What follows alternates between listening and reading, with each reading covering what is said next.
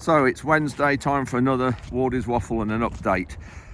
Most of this one, I think, is going to be about water and rainfall and flooding, because on Sunday evening, we had 43 millimetres of rain, and I was away on Monday all day, and then I was talking at the Steeple Bumpstead Discussion Society on Monday evening, and I didn't see the effects of it, but Tom very kindly did some videos for me of the dikes and the amount of water we've had around here. You can just see, got a bit of flooding here. This is the area where we had one of the sugar beet heaps on, and I've got another field behind me that I'll show you what's happening. But no, it's not good really, the amount of flood water that we've got.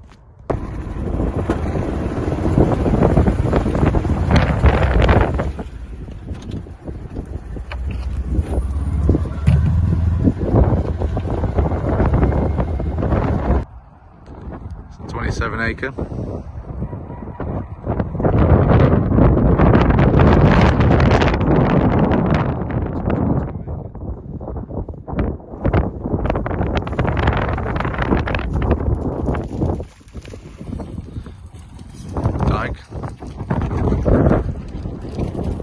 That's where you said your culvert was blocked, or blocking, and that's the brand.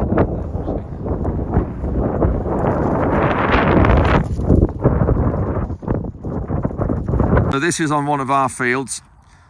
You can just see not a huge amount of water, it's deep enough, but I need to just explore this because there is a drain that goes about 3 or 4 meters or yards from the lane here into there, and it comes along here and it goes out into that dike just behind the van, and this is the drainage plan showing that drain.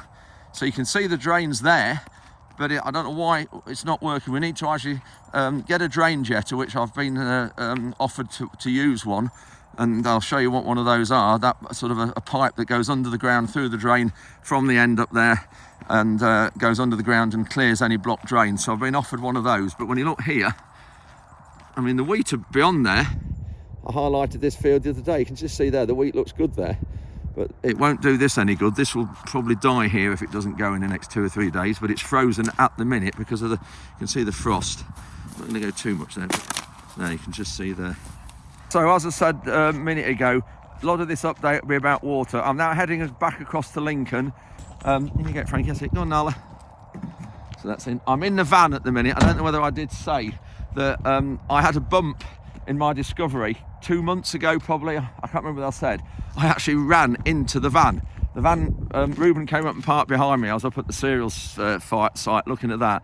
And my sort of Discovery was parked, if you like, here. This was up at the other farm, but this is just the example. Parked here. The van was parked here, and I'd walked past the van and I knew it was behind me. And yet when I reversed back, I got on the phone and I forgot it was there and reversed into the front of the van. And you can just see here, it's actually damaged this bonnet as well. You can just see here.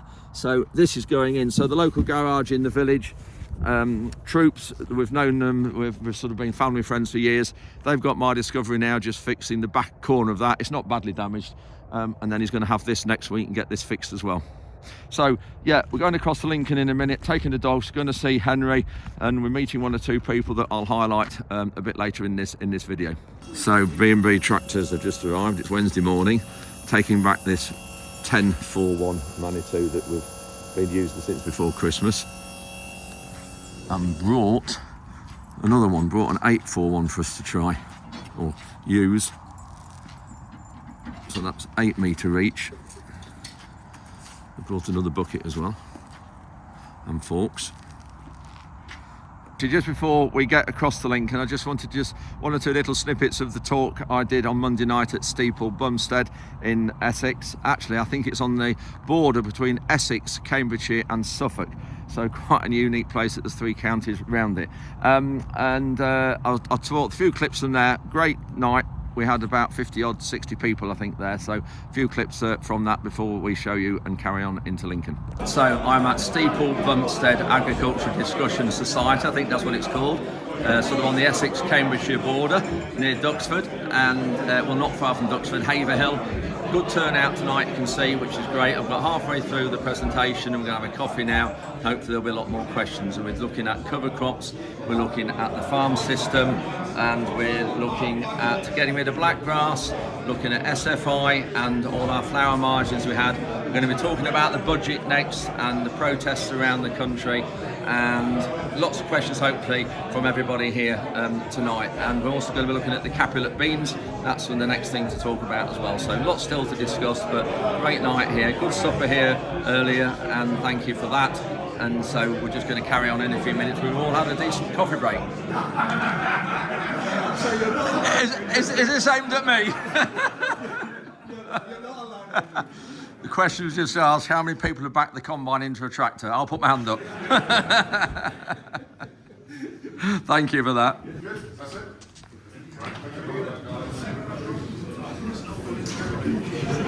Lincoln now for the meetings, and just look at the flooded water here. This is on Michael and James Porter's land, who you featured, or we featured here a few months ago. They're the ones that helped us combine our Capulet beans, and they're going to put up this really great grain store and facilities just across here. But this is all on their land, and when you look at this, you can just see how much water there is here. And this is coming from the riverbank just there when the river came over. And there's a flood relief scheme just up the road here. I've featured this before, but we might have more of a look at this and talk to Michael and James for Sunday's update. Away to Lincoln on the edge of RAF Waddington, and here we have the Red Arrows.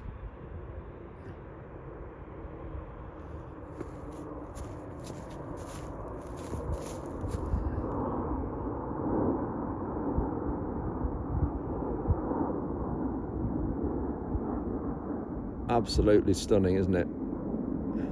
The Red Arrows are based here, so this is about 8-10 miles from the farm. Should be 9, and there's only 8 there, so I don't know what's happened to the other one.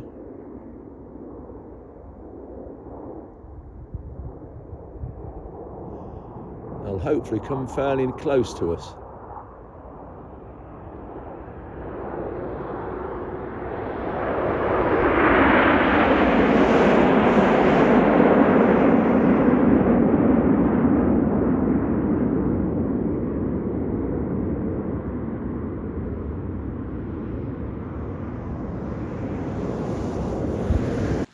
Just arrived at the first farm at Lincoln, and some of you will recognise this because we've actually featured him. This is David Armstrong's farm, and this is the Spud Barn. He has a potato delivery service, and you can get 10-kilogram smaller bags, smaller than your standard bags.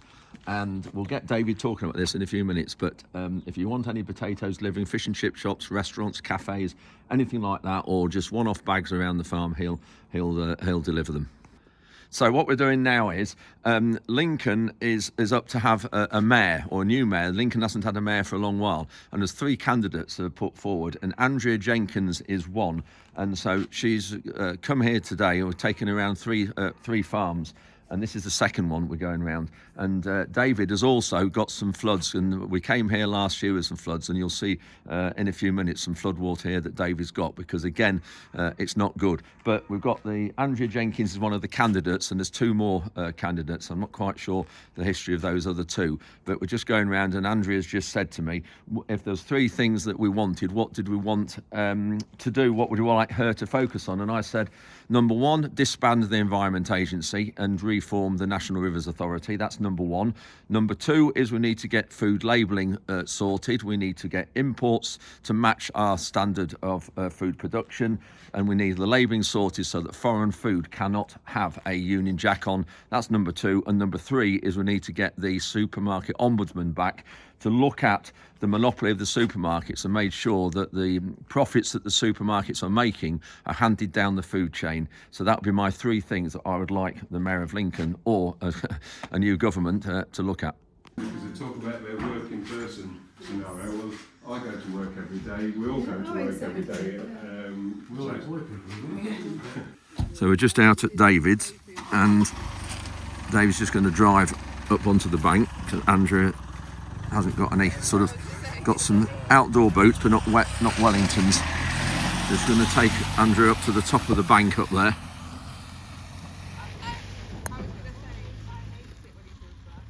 Oh, he's made it. So just coming up now to the, so this is the river, full to the top. Last year, all this here was completely flooded, the whole lot here, and this now is what it was like last year. And this is the problem we've got as the Environment Agency, just are doing nothing in the area and haven't done for a few years.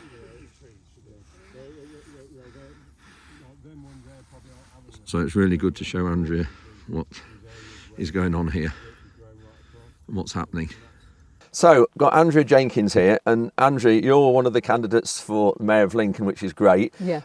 Just a little bit about your history and where you are, where you've come from. Yes, absolutely. So I'm standing to be the Reform candidate for the Mayor of Greater Lincolnshire. Yeah. And I've got a footprint across all of Lincolnshire. I was born in Yorkshire, but I came across to Lincolnshire when I was 7. I've lived in the north, the northeast, and Lincolnshire itself. I've been a county councillor. I've taught children in schools here, and I've run my own business. So Lincolnshire girls, so that's great. Yeah, well, I certainly know Lincolnshire like the back of my hand, yes. You can see some of the issues we've got here now straight away, and this is good compared to what it was like this time last year. We can't carry on like this. And with the Labour government's proposal with the budget as well, coupled with this, what do we do? I mean, I just think it feels like successive governments have neglected farmers, actually, and this whole, I call it nut zero, actually. Yes, it's a good one. It's not net zero, it's nut zero. And I just think, look, you're battling as farmers with the environment. And what Labour did in their budget was appalling. It was abhorrent. And I do not believe in inheritance tax, full stop. I think as a parent you should be able to pass things on to your children.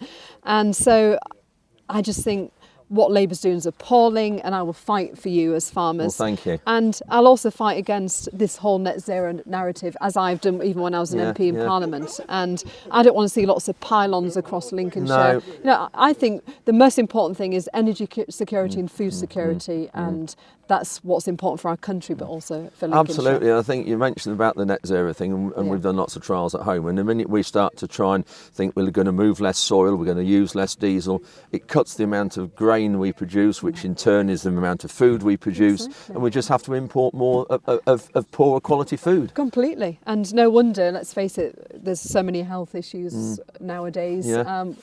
It's better buying local. I mean, we've seen it with net zero, what they've done with Drax, importing wood pellets from Canada, burning trees to be green in Britain. I know. I mean, it's just crazy. ludicrous. It's bonkers, isn't it? We need some common sense brought back to government and local government as well. Absolutely. So looking forward to then, is this one of the elections for yourself? 1st of May. Right, brilliant. And I'm not a party stooge. I believe in kicking that door down and shaking things up. Well, I hope you do it, because we just need some change. So thank you and good luck. But I'll with give that. you my number. Please. Message me anytime, Will do. and I'll support whatever way I can. Well, thank you, Andrea. Much appreciated, and thanks for coming over today. And thanks for coming. Thank you. Thank you. Look at that. Oh, yeah. It's all right, David. These potatoes, you deliver to who? Deliver straight to the consumer. Yeah. So individual households? Yeah. We have a round. You probably ought to talk to Kate, because she's in charge of. In charge of this. Kate's just had a baby not long ago. Yeah. There we go. So, right, yes, so Kate, you take over. We've got 4 delivery rounds around sort of about 15-mile radius around the farm. Yeah. 10 kilogram bags, so much more convenient Yes. than the traditional 25. Yeah, traceability there, look, when it was harvested, what field. Wow. Yeah. There. And The variety Melody, what other varieties? So we do Melody and Maris Piper. Right. But Melody are Melody- our favourite. And they're really good for jackets, aren't they? Really good for jacket, really good for mash. Yeah. They will chip as well. Right. I'll be doing them later. I'll tweet some pictures. There you are, look at that, fantastic. Thank you, brilliant. No food miles. That's what we want, thank you. I've just come to Short Ferry, or I'm passing through Short Ferry on the way to another farm, that's Henry the poultry farm, and just thought I would show you the river here. Those of you who watch these videos regularly remember this is the area where my godson Henry farms, and he was flooded really badly last year a couple of times. This is what it's like today. river right back up, look, nearly overflowing. That side here, it has gone over. Remember, that building just there is an environment agency. Is it pumping station, maintenance building? Keep a lot of equipment there. So they look out onto this. And those of you who remember these videos, all this land from Henry's was flooded badly last year. And the pub behind me was flooded badly. They have a lot of caravans and static homes and mobile homes across there, and that was flooded badly last year. But when you start to look all through here at Henry's land just behind me, I'll just flick the camera around and just show you what it's like. There's water all in it, but this is now in SFI. So Henry has lost a lot of land, a lot of money on crops in here the last 2, 3, 4 years. Can't stand that any longer. So he's put it all into sustainable farming incentive and getting paid, I'm not sure whether it's £700 or £800 a hectare. So divide that by 2.5 to get £2 per acre. And that's what he's getting paid to have. It's not growing food, but it's got an environmental crop on it for, if you like, food for wildlife, but not food for humans. But it's the only thing he can do to get a guaranteed income from it. So further behind me, there is a, just behind me up the riverbank there, where there's somebody walking just here. The riverbank is weeping and seeping. And this is the video that Henry's done of that. So we are just coming back up the riverbank. You can see all these slips up here. They are from last year when we flooded. All the erosion from the flood last year. They're coming up. That's the Environment Agency offices and pumps there. This, where we can see this big lot of overtopping, is where the riverbank breached last year, and this is where the repair was. So it's obviously been left a bit low. Water's found a low point, and I mean it's bucketing over here.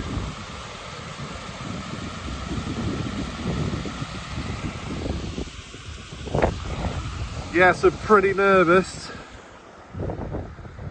I have to say, whether this is going to hold. Just another example of where the bank slipped from last year. So there's no overtopping here, but it's absolutely pouring through this bank lot.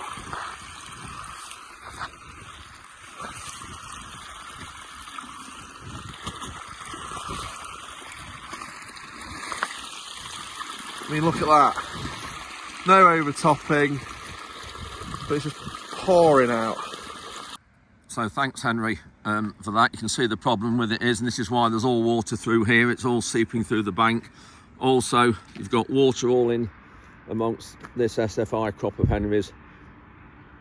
But just notice these telegraph poles along here and the yellow markers halfway up them in relation to where the water was this time last year. You can just see why all this area was completely underwater. So I think the disbanding the Environment Agency is a must. They're not fit for purpose at all. They're not doing any maintenance. They don't realise the value of maintenance. And whenever you say this needs doing, or we need to clean out rivers, we need to do improvement works at Boston, all the things like that, all we ever hear is it won't make any difference. That's all we get from them, and they're absolute waste of space. We do need the whole agency disbanding and the National Rivers Authority bringing back, because surely the Environment Agency, there's a conflict of interest there with managing the waterways. It's two separate jobs and two separate organisations, or it should be. So I've just brought Andrea to another farm, so Henry Morton's here, and this is a poultry farm. He's got some broilers here, so this is poultry for meat, not for eggs. Well, this is what the Environment Agency have learned from last year. You can shut your eyes, boys. You'll see what you've learned. Absolutely bugger all. This is not my water. This has come off the river, off the top of Duckpool Lane. We only had 31 mil of rain, and I got about 40 acres underwater. Again. Didn't realise it was 2024 still. Oh well. Here we go again. EA, what does it stand for? This is the same place we stood last year, Andrew. Look at that. Same shit, different time. So that's the end of another midweek update. Well, I say midweek, it's Thursday now when you're seeing this. I meant getting out last night, but just with going everywhere yesterday and taking Andrew Jenkins to meet the other farmers, it was just a bit full on when I got back last night as well. So just while I'm on that subject, thank you very much to two Henrys. So that's Henry Ward, my godson, and Henry Morton. They're not that far from each other actually, they're probably 5 or 7 miles away from each other. Thanks very much for sending me those clips. It's always useful to put those in to highlight various issues we've got, and it's ongoing, as you know, from Lincolnshire and from the two Henrys land and one or two other areas that we just can't seem to get the Environment Agency to do anything about it. And I don't know what it is, that it's whenever you say to do anything about cleaning waterways out, we know it makes a huge difference. We've seen that here on this farm. Whenever you say that to them, they just say it doesn't make a difference. No point in doing it, doesn't make a difference. And I don't know, it's like banging your head against a brick wall, but we are going to keep going with this, and we do need to push for the Environment Agency to be disbanded, but I don't know whether we can make any headway with that. Anyway, we've got one or two things sort of we're trying to do in the background, and I'll let you know on those if they come to fruition. So thanks very much for watching this update, and hope you're all getting on okay with the recent sort of rain we've had. Snow, frost, very cold, 5 degrees last night, and it was I think 8 degrees coming up the next 2 nights, -8. I mean, when I say 5, I mean minus, not plus. So we've got a lot of cold nights coming along. Anyway, that's enough from me. Thanks for watching, and we'll see you as ever 8 AM Sunday morning.